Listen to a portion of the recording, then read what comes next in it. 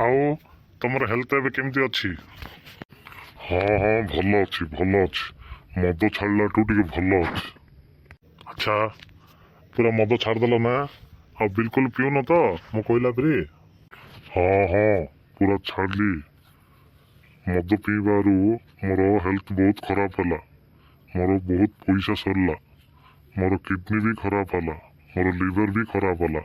ତେଣୁ ମଦ ପୁରା ଛାଡ଼ିଦେଲି। ଆଚ୍ଛା, ଠିକ୍, ଭଲ କଥା ଭଲ କଥା।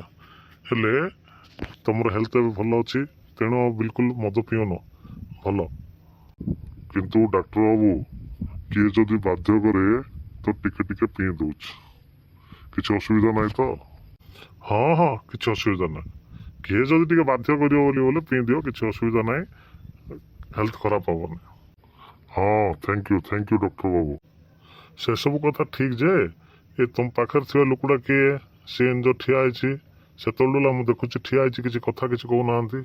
ଓହୋ, ସେଇ ଲୋକଟାକୁ ମୁଁ ରଖିଛି। ସିଏ ଏକା ମୋତେ କେତେବେଳେ କେମିତି ବାଧ୍ୟ କରୁଛି। ବେଳେବେଳେ ବାଧ୍ୟ କରିବା ପାଇଁ ବୋଲିକି ତାକୁ ମୁଁ ରଖିଛି, ମାସକୁ 3,000 ଟଙ୍କା ଦଉଛି।